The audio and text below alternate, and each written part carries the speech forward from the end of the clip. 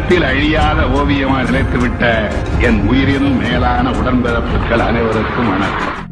கலைஞர் என்பது வெறும் பெயர் அல்ல, தமிழ்நாட்டு அரசியலின் அடையாளம். தமிழ்நாட்டு சட்டமன்ற தேர்தல் வரலாற்றில் அதிக தொகுதிகளில் வெற்றி பெற்று ஆட்சி அமைத்ததும் அவர்தான். அதிக எம்எல்ஏக்களுடன் எதிர்க்கட்சி வரிசையில் அமர்ந்த கட்சியின் தலைவரும் அவர்தான். தமிழ்நாட்டில் அதிக காலம் முதலமைச்சராக இருந்தவரும் அதிக காலம் எதிர்க்கட்சி தலைவராக இருந்தவரும் கலைஞரே. நாடாளுமன்ற தேர்தல் வரலாற்றில் தமிழ்நாட்டில் உள்ள 39 தொகுதிகளையும் மொத்தமாக அள்ளியதும் கலைஞர் தலைமையிலான கூட்டணிதான். இன்றைக்கு தமிழ்நாடு அகில இந்திய அளவில் தலைநிமிர்ந்து நிற்க காரணமான திட்டங்கள் கலைஞர் ஆட்சி காலத்தில் கொண்டு வரப்பட்டவைதான். பேரறிஞர் அண்ணாவின் மறைவுக்கு பிறகு கட்சியின் தலைவராகவும் தமிழ்நாட்டின் முதலமைச்சராகவும் தேர்ந்தெடுக்கப்பட்டார் கலைஞர். 1969ஆம் ஆண்டு முதலமைச்சரான கலைஞர் 1971ஆம் ஆண்டு சட்டமன்ற தேர்தலில் வரலாறு காணாத வெற்றியை பெற்று, அதாவது 183 தொகுதிகளில் வென்று ஆட்சி அமைத்தார். மீண்டும் 1989, 1996, 2006 ஆகிய தேர்தல்களிலும் அவர் முதலமைச்சராக அரியணை ஏறினார். முதலமைச்சர் கலைஞர் முன்வைத்த முழக்கங்களில் முக்கியமானது மாநிலத்தில் சுயாட்சி, மத்தியில் கூட்டாட்சி என்ற முழக்கம்.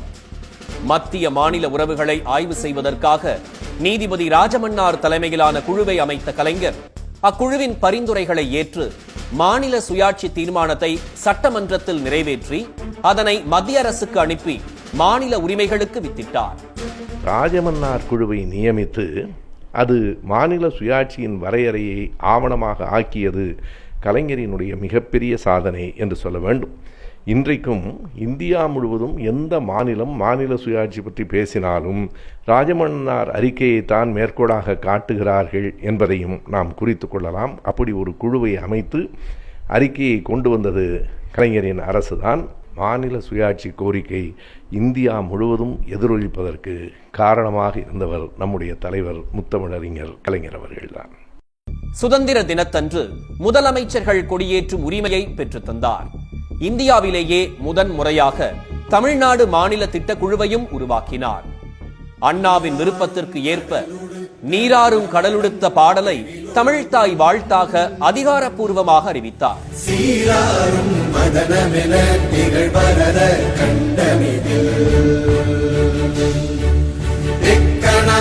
அதில் சிறந்த திராவிடனல் திருநாடும். 1989ஆம் ஆண்டு தந்தையின் சொத்தில் மகனுக்கு உள்ள உரிமை மகளுக்கும் உண்டு என்பதை சட்ட ரீதியாக உறுதி செய்தார். பாலின சமத்துவத்துக்கான போராட்ட வரலாற்றில் கலைஞர் ஏற்படுத்திய முக்கிய சாதனை இது. கலைஞர் இதனை செய்து 16 ஆண்டுகளுக்கு பிறகே மத்திய அரசு பெண்களுக்கு சொத்துரிமை வழங்கும் சட்டத்தை கொண்டு வந்தது. அதற்கும் சுமார் 14 ஆண்டுகளுக்கு பிறகே உச்சநீதிமன்றம் அதனை உறுதி செய்தது. உள்ளாட்சி இடங்களில் பெண்களுக்கு 33 விழுக்காடு வழங்கினார். அரசு பணிகளில் பெண்களுக்கு 30 விழுக்காடு இடஒதுக்கீடு அளித்தார். ஏழை பெண்களுக்கான திருமண நிதி உதவி திட்டம், கர்ப்பிணி பெண்களுக்கு நிதி உதவி திட்டம் என பெண்கள் வளர்ச்சிக்காக பல்வேறு முயற்சிகளை மேற்கொண்டவர் கலைஞர். ஏழை பெண்களுக்கு இலவச எரிவாயு இணைப்புடன் கூடிய ஸ்டவ் அடுப்புகள் வழங்கப்பட்டன. மூவலூர் ராமாமிர்தம் நினைவாக ஏழை பெண்களுக்கு திருமண உதவி திட்டம், கைம்பெண் மறுமண நிதி உதவி திட்டம் ஆகியவையும் கலைஞரால் கொண்டு வரப்பட்ட முக்கிய திட்டங்கள் ஆகும். படிப்புல ஆணுக்கு பெண் இளைத்தவர் இல்லை அப்படின்னு நிரூபிக்கிறதுக்கு கலைஞர் அவர்களுடைய ஆட்சி தமிழ்நாட்டில் பெண்களுக்கான திட்டங்களை கொடுத்தது தான் இன்னைக்கு இவ்வளவு பேர் படித்து சுதந்திரமாக, குறிப்பாக ஐடி துறையில் இருக்கும் பெண்கள். உலகம் பூரா போய் படிக்கிறீங்க, வேலை பார்க்குறீங்க அப்படின்னு சொன்னால் அதற்கான அடிப்படை கட்டமைப்பை உருவாக்கியவர் கலைஞர் அவர்கள்ங்கிறத ஞாபகம் வச்சுக்கணும்.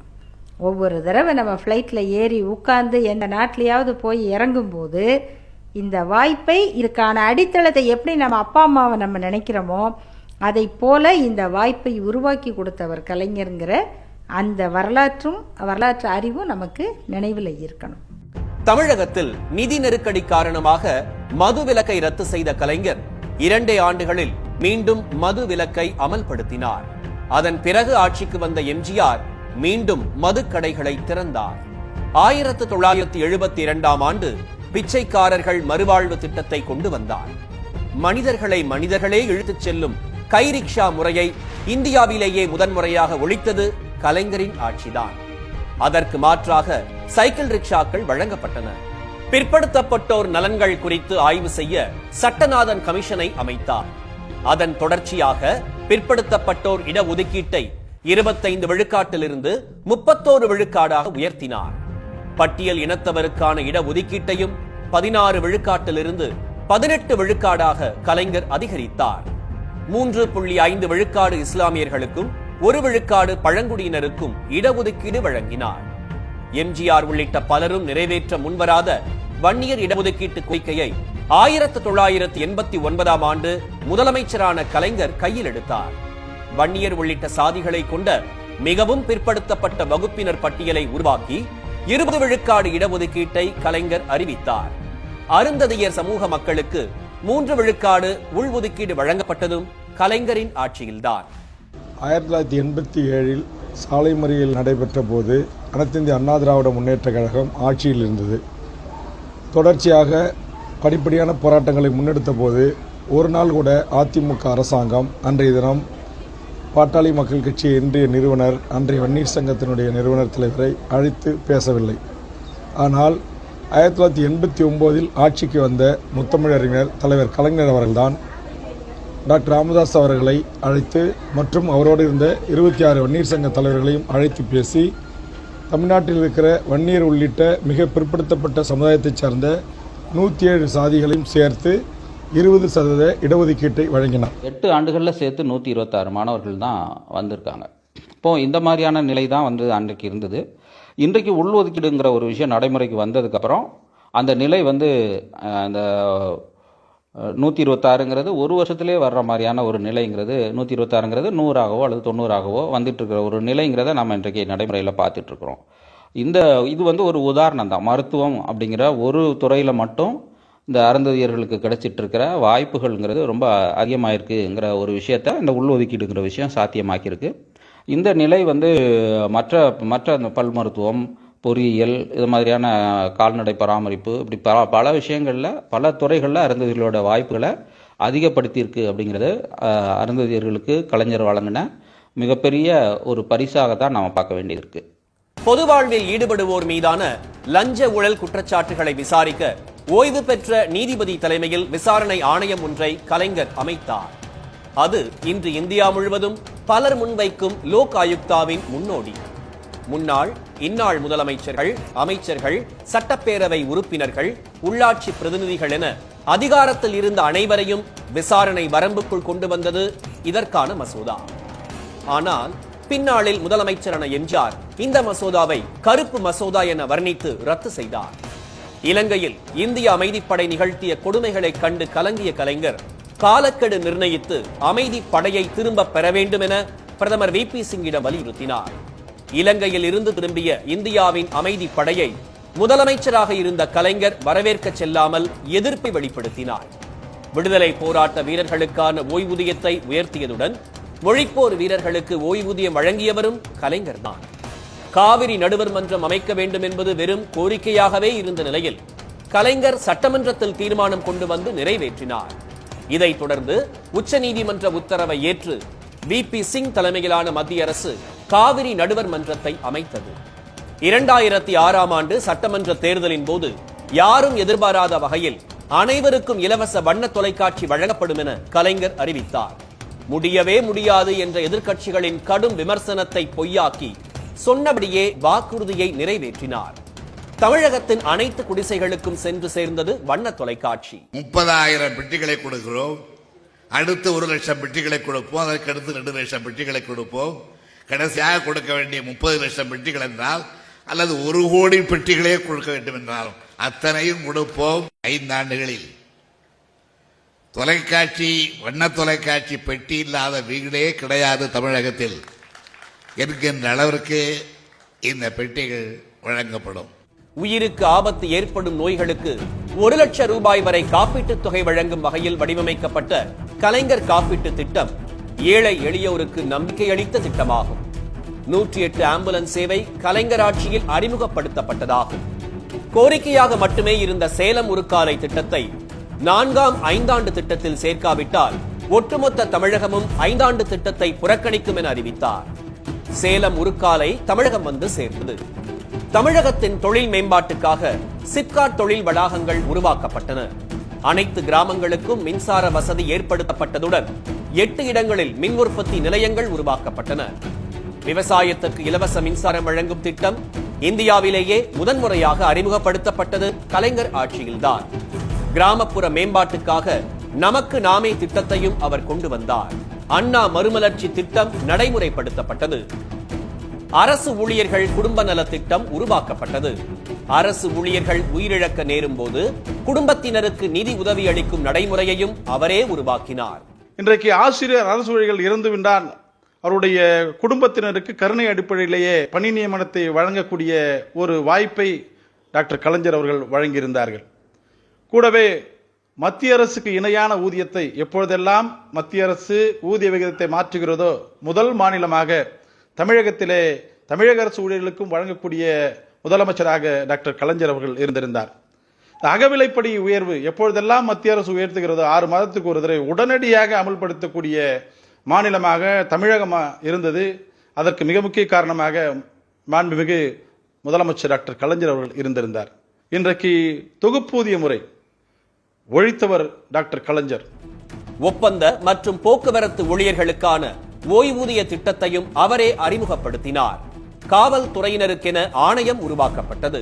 போக்குவரத்து கழக தொழிலாளர்களுக்கு மிக அதிகமான ஊதியத்தை பெற்றுத் தருவதை எப்பொழுதெல்லாம் திராவிட முன்னேற்ற கழகம் ஆட்சி பொறுப்புக்கு வருகின்றதோ அப்பொழுது செய்யப்பட்டது.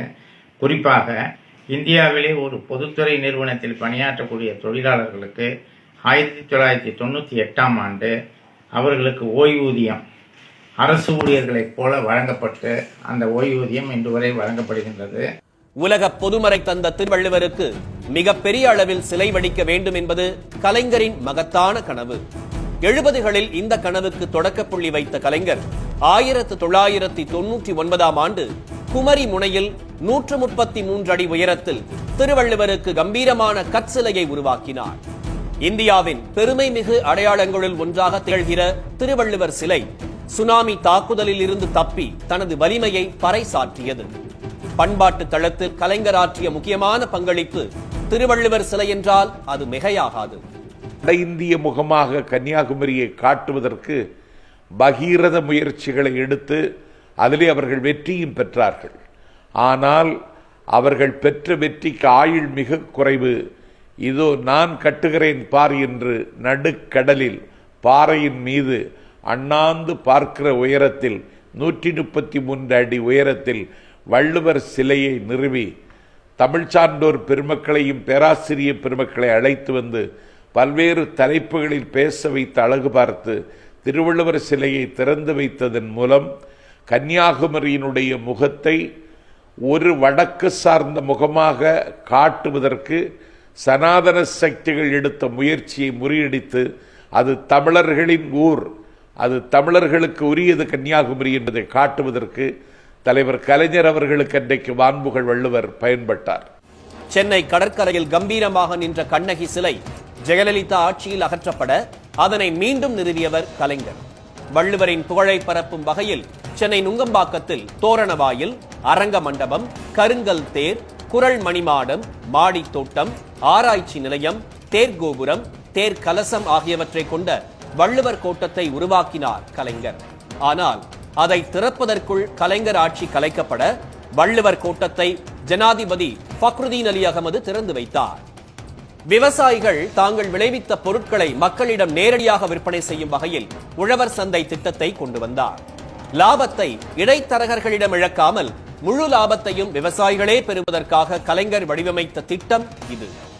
தென் மாவட்ட மக்களின் வாழ்வையும் பொருளாதாரத்தையும் மேம்படுத்துவதற்கான சேது சமுத்திர திட்டத்தை கொண்டுவர அரும்பாடுபட்டார்.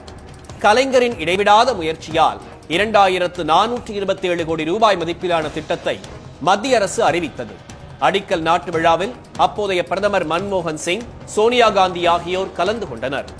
தமிழகத்தின் அனைத்து கட்சி தலைவர்கள் பங்கேற்ற அந்த விழாவை ஜெயலலிதா மட்டும் புறக்கணித்தார். 2011 மீண்டும் ஜெயலலிதா முதலமைச்சராக 2014 ஆண்டு மத்தியிலும் பாரதிய ஜனதா கட்சியின் அரசு அமைந்துவிட சேது சமுத்திர திட்ட பணிகள் முடங்கின. அதிநவீன வசதிகளுடனும் மிகுந்த தொலைநோக்கு பார்வையுடனும் பிரம்மாண்டமான புதிய தலைமைச் செயலகத்தை கலைஞர் உருவாக்கினார். சென்னை ஓமந்தூரார் தோட்டத்தில் அமைந்த புதிய கட்டடத்தில் சட்டமன்ற கூட்டமும் நடைபெற்றது.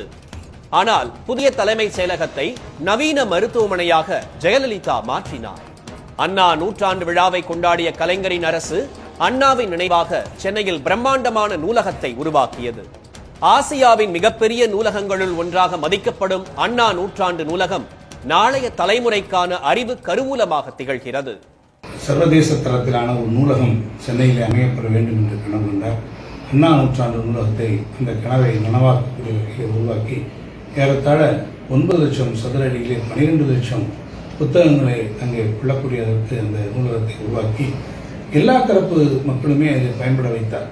மாணவர்களாக இருந்தாலும், ஆய்வு அறிஞர்களாக இருந்தாலும், அல்லது பொதுவாக வந்து படிக்கக்கூடியவர்களாக இருந்தாலும் எல்லோருக்குமான ஒரு இடமாக அந்த இடத்தை உருவாக்கி மாற்றுத்திறனாளிகளும் அதை பயன்படுத்தக்கூடிய அளவிற்கு மிகச்சிறப்பான அந்த நூலகத்தை அவர்கள் உருவாக்கினார்கள்.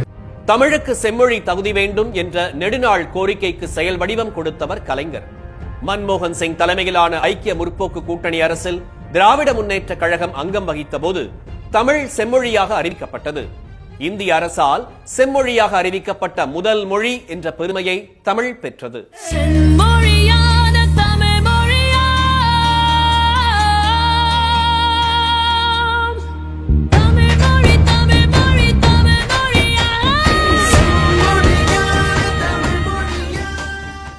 உள்ளமெல்லாம் தமிழ் நிறைந்திருக்கும் வேளை, ஊரும் உயிரும் தமிழோடு கலந்திருக்கும் வேளை, எதை பற்றி பேசினாலும் தமிழை பற்றி பேசிடும் வேளை, எதையும் தமிழோடு ஒப்பிட்டு பார்க்கும் வேளை என இன்று உலக அளவில் அறிஞர்கள் கூடிய விழா எடுக்கும் பெருமையை பெற்றுள்ளது. இந்தியாவில் முதன்முறையாக தகவல் தொழில்நுட்ப துறைக்கென ஒரு கொள்கையை அறிவித்தது கலைஞர்தான்.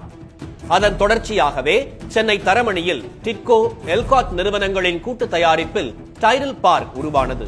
தமிழ்நாட்டின் முக்கிய நகரங்களில் தொழில்நுட்ப பூங்காக்கள் உருவாக்கப்பட்டன. குடிசைகளில் வாழ்வோருக்கு நிரந்தர வீடுகள் கட்டித்தர குடிசை மாற்று வாரியம் என்ற அமைப்பை கலைஞர் உருவாக்கினார். இதன் மூலம் பெருநகரங்களில் குடிசைகளில் வாழ்ந்த மக்கள் அடுக்குமாடி குடியிருப்புகளில் குடியேறினர். குடிநீர் வடிகால் வாரியத்தை உருவாக்கியவரும் கலைஞர்தான். விவசாய தொழிலாளர்களுக்கான கூலி நிர்ணயம், உயர் படிப்பு வரை மாணவர்களுக்கு இலவச கல்வி, சாதி மறுப்பு திருமணம் புரியும் தம்பதிகளுக்கு ஊக்கத்தொகை ஆகியவை கலைஞர் தலைமையிலான திமுக அரசின் முற்போக்குத்தன்மை மக்கள் நலத்திட்டங்கள் ஆகும். மாணவர்களுக்கு இலவச பஸ் பாஸ் மற்றும் சத்துணவில் வாரம் 2 முறை முட்டை வழங்கப்பட்டது. 10ஆம் வகுப்பு வரை தமிழ் கட்டாய பாடமாக்கப்பட்டது. விவசாயிகளின் நலன் காக்கும் வகையில் சிறு மற்றும் குறு விவசாயிகளின் பாசன வசதிக்காக மின் மோட்டார்களுக்கு இலவச மின்சாரம் வழங்கும் திட்டம் கலைஞரின் ஆட்சியிலேயே நடைமுறைக்கு வந்தது. இந்தியாவிலேயே விவசாயிகளுக்கு இலவச மின்சாரம் வழங்கிய முதல் ஆட்சி கலைஞர் ஆட்சிதான். தர்மபுரி, கிருஷ்ணகிரி மாவட்ட மக்களுக்காக ஒகேனக்கல் கூட்டு குடிநீர் திட்டம் கொண்டு வரப்பட்டது. மதுரையில் சென்னை உயர்நீதிமன்றத்தின் கிளை நிறுவப்பட்டதும் கலைஞர் ஆட்சியில்தான். ராஜராஜன் 1000வது ஆண்டு விழாவை கலைஞர் அரசு வெகு விமர்சையாக கொண்டாடியது. பெண்களின் மேம்பாட்டில் முக்கிய பங்கு வகிப்பவையாக உள்ள மகளிர் சுய உதவி குழுக்கள் உருவாக்கினார். மகளிர் சுய உதவி குழுக்களின் மூலம் பெண்கள் வங்கிக் கடன் பெறவும் தற்சார்புடன் திகழவும் வழிவகுத்தவர் கலைஞர். தமிழகத்தின் தலைநகரான சென்னை மெட்ராஸ் என ஆங்கிலத்திலும் பிற மொழிகளிலும் அழைக்கப்படுவதை மாற்றி அமைத்தவர் கலைஞர். ஆங்கிலம் உட்பட அனைத்து மொழிகளிலும் சென்னை என்றே அழைக்கப்பட கலைஞரே வழிவகுத்தார். 2006ஆம் ஆண்டு தமிழக முதலமைச்சராக பதவியேற்ற கலைஞர் பதவியேற்பு விழா மேடையிலேயே விவசாயிகளின் வங்கிக் கடன்கள் சுமார் 7000 கோடி ரூபாயை ஒரே கையெழுத்தில் தள்ளுபடி செய்தார். 1 கிலோ அரிசி 2 ரூபாய் என அறிவித்தார். இது பின்னர் 1 ரூபாய்க்கு 1 கிலோ என மாறியது.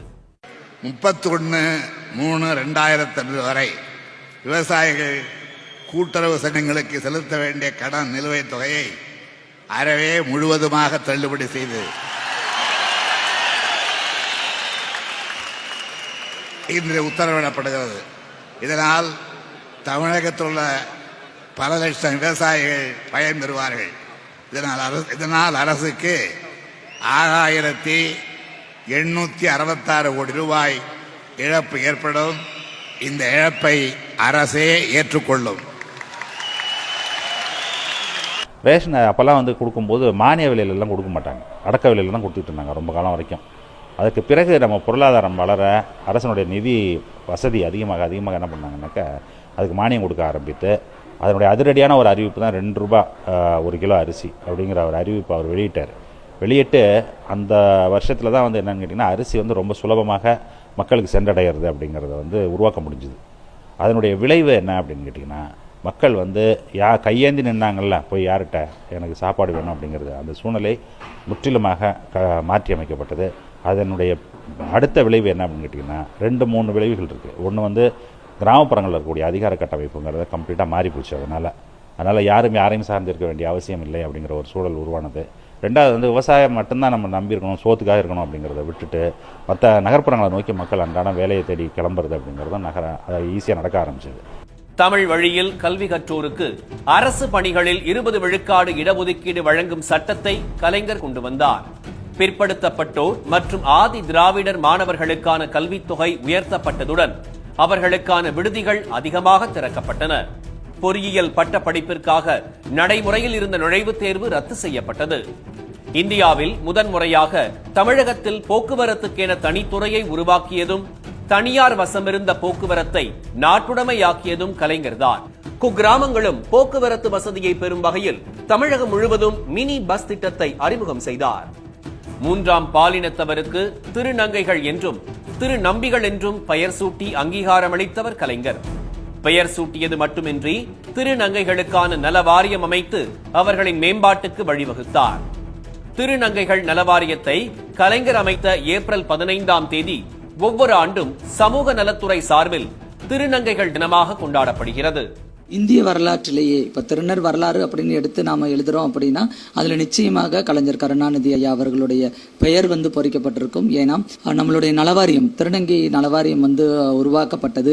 திருநங்கைனாலே வந்து ரொம்ப கேவலமாக சித்தரிக்கப்பட்ட அலி, உம்போது, உஸ்ஸு, பேடி அப்படின்னு வேற பெயர்களில் பல்வேறு இழி சொற்களை பயன்படுத்தின இந்த சமுதாயம் இந்த பொது சமூகத்துக்கு இல்லை, அவங்களுக்கும் டிக்னிஃபையான ஒரு வேர்டு ஒரு பெயர் இருக்கு அப்படின்னு சொல்லி திருநங்கை அப்படிங்கிற ஒரு பெயரை வந்து கொடுத்தது கலைஞர் ஐயா அவர்கள் தான். உடல் குறைபாட்டை குறிப்பிட்டு மனிதர்களை மனம் நோகச் செய்யும் வழக்கத்துக்கும் கலைஞரே முடிவு கட்டினார். ஊனமுற்றோர் என்ற சொல்லை ஆவணங்களில் இருந்து அகற்றி மாற்றுத்திறனாளிகள் என அழைக்கப்பட வழி செய்தார். 2007ஆம் ஆண்டு மாற்றுத்திறனாளிகள் வாழ்வில் முன்னேற்றம் ஏற்படுத்தும் வகையில் தனித்துறையையும் உருவாக்கினார். உழைப்பாளி மக்களின் திருவிழாவான மே தினத்தை ஊதியத்துடன் கூடிய அரசு விடுமுறை தினமாக அறிவித்த இந்தியாவின் முதலமைச்சர் கலைஞர்தான். மறைமலை அடிகள், தேவநேய பாவாணர், பாவேந்தர் பாரதிதாசன் உள்ளிட்ட தமிழ் அறிஞர்களின் கருத்தின்படி தை முதல் நாளே தமிழ் புத்தாண்டு என்ற மசோதாவை நிறைவேற்றி சட்டமாக்கினார். தமிழ் ஆண்டு வரிசைக்கு திருவள்ளுவர் ஆண்டு என்றும் பெயர் சூட்டினார். தமிழ்நாடு வேளாண்மை பல்கலைக்கழகம், ஆசியாவிலேயே முதல் கால்நடை மற்றும் விலங்குகள் அறிவியல் பல்கலைக்கழகம், புகழ்பெற்ற மனோன்மணியம் சுந்தரனார் பல்கலைக்கழகம், பாவேந்தர் பாரதிதாசன் பல்கலைக்கழகம், இந்திய கடல்சார் பல்கலைக்கழகம், ஆசிரியர் கல்வியியல் பல்கலைக்கழகம், டாக்டர் அம்பேத்கர் சட்ட கல்லூரி, கலை அறிவியல் கல்லூரிகள், மாவட்ட வாரியாக மருத்துவக் கல்லூரிகள் என தமிழ் சமூகம் கல்வி அறிவு பெற கலைஞர் ஆற்றிய பணி அளப்பரியது. தாழ்த்தப்பட்டோருக்கு என ஆதி திராவிட நலத்துறை அமைச்சகத்தையும் பிற்படுத்தப்பட்டோருக்கு என பிற்படுத்தப்பட்டோர் நலத்துறை அமைச்சகத்தையும் இந்தியாவில் முதன்முறையாக அமைத்தார். தாழ்த்தப்பட்ட சமூகத்தில் இருந்து சென்னை உயர்நீதிமன்றத்தின் முதல் நீதிபதியாக வரதராசன் நியமிக்கப்பட வழிவகுத்தவர் கலைஞர். பின்னாளில் உச்சநீதிமன்ற நீதிபதியாகவும் வரதராசன் உயர்ந்தார். தந்தை பெரியாரின் இறுதிக் கனவான அனைத்து சாதியினரும் அர்ச்சகராகலாம் என்பதற்கான சட்டத்தை கொண்டு வந்தவர் கலைஞர்தான். கோயில் கருவறைக்கு முன்னாடி வரைக்கும் தான் போராட முடிஞ்சது. அதுக்கப்புறம் பெரியாருடைய கனவு என்னன்னா மற்ற சாதிக்காரங்க போய் சாமி சிலையை பட்டு தொட்டு பூஜை பண்ணணும் அப்படின்றது அவருடைய கனவு. அந்த கனவை திமுக தலைவர் கலைஞர் அவர்களால் அப்போ வந்து என்னன்னா நாங்கள் வந்து கோயில் நுழைவு போராட்டம் நடத்த போறோம்னு சொல்லி பெரியார் அறிவிக்கிறார். அப்போ அறிவிக்கும் போது கலைஞர் என்ன சொல்கிறார், இல்லை நான் ஆட்சிக்கு வந்தோடனே நான் வந்து சட்டமையற்றி நான் பணி நியமனம் வழங்குறேன் எல்லாரையும் அப்படின்னு சொன்னோடனே அந்த நுழைவு போராட்டத்தை ரத்து செய்கிறார் பெரியார். அதுக்கப்புறம் கலைஞர் என்ன பண்ணார்னா 2006 வந்து சட்டம் கொண்டு வந்து அதில் அனைத்து சாதி அர்ச்சகர் ஆளான்னு சொல்லி அவசர சட்டம் ஒன்று கொண்டு வரார். கலைஞர் உருவாக்கிய சமூக நீதி திட்டங்களில் முக்கியமானது சமத்துவபுரம். தமிழகத்தின் சாதி ஒழிப்பு அடையாளமாக திகழும் தந்தை பெரியாரின் பெயரை இந்த திட்டத்துக்கு சூட்டி மகிழ்ந்தார். தமிழகம் எங்கும் உருவாகின 150 பெரியார் நினைவு சமத்துவபுரங்கள். தன் வாழ்க்கையே சாதி ஒழிப்புக்காக அர்ப்பணித்து ஒரு மாபெரும் தியாகியாக சாதி ஒழிப்பு எதிர்ப்பு போராளியாக வாழ்ந்த பெரியார் பேரை வச்சிருக்கிறார் பார்த்தீங்களா, அதுதான் கலைஞரோட சாதி ஒழிப்பு கண்ணோட்டத்தின் ஒரு சிறப்பான அம்சம். அதில் இன்னொரு முக்கியமான விஷயம் பார்த்தீங்கன்னா, அதை வந்து என்ன பண்ணுறாரு, அந்த சமத்துவபுரத்தில் எல்லா சாதிகளுக்கும் இடம் கொடுக்குறாரு.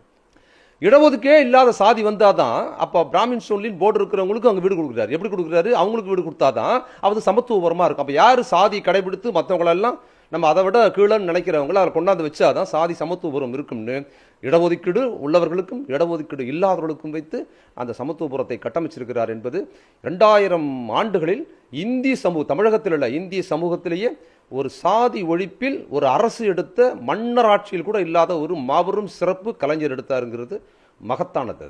சென்னையின் போக்குவரத்தை மேம்படுத்த பல்வேறு மேம்பாலங்களை அமைத்தவர் கலைஞர். அது மட்டுமின்றி ஆசியாவிலேயே மிகப்பெரிய பேருந்து நிலையமான கோயம்பேடு பேருந்து நிலையத்தை உருவாக்கியதும் அவரே. சென்னையின் பறக்கும் ரயில் திட்டம், மெட்ரோ ரயில் திட்டம் ஆகியவை கலைஞரால் கொண்டு வரப்பட்டவையாகும். கலைஞரின் வருமுன் காப்போம் திட்டம், கால்நடை பாதுகாப்பு திட்டம் உள்ளிட்டவை கிராமப்புற பொருளாதார மேம்பாட்டுக்கு அடித்தளமாக அமைந்தன. தமிழகத்தின் தொழில்துறையை மேல்நிலைக்கு எடுத்துச் செல்ல ஹூண்டாய், ஃபோர்ட் கார் தொழிற்சாலைகள், செயின்ட் கோபைன் கண்ணாடி தொழிற்சாலை உள்ளிட்டவை உருவாக்கப்பட்டதும் கலைஞர் ஆட்சியில்தான். கலைஞரின் ஆட்சியில்தான் தஞ்சை பெருவுடையார் கோயில் உட்பட 4500க்கும் மேற்பட்ட கோயில்களில் குடமுழுக்கு விழாக்கள் அறநிலையத்துறை மூலம் நடத்தப்பட்டன. தமிழகம் முழுவதும் 800க்கும் அதிகமான கோயில்களில் பல்வேறு திருப்பணிகள் மேற்கொள்ளப்பட்டதும் கலைஞர் ஆட்சியில்தான். அறநிலையத்துறை கட்டுப்பாட்டில் உள்ள கோவில்களின் தல புராண வரலாறு செவிவழி கதைகளாகவே இருந்த நிலையில் அவற்றை சேகரித்து அச்சு வடிவில் பதிப்பித்து வெளியிட்டது கலைஞர்தான். உங்களை பற்றி ஒரு சிறு குறிப்பு சொல்லுங்கள் என ஒருமுறை கலைஞரிடம் செய்தியாளர்கள் கேட்டனர். அப்போது சற்றும் யோசிக்காமல் 2 வார்த்தைகளில் மானமிகு சுயமரியாதைக்காரன் என பதிலளித்தார். அந்த மானமிகு சுயமரியாதைக்காரர் அதிகாரம் தனக்களித்த அனைத்து வாய்ப்புகளையும் பயன்படுத்தி மொத்த தமிழ்நாடும் சுயமரியாதையோடு எழுந்து நிற்கச் செய்தவரென்றால் அது மிகையல்ல.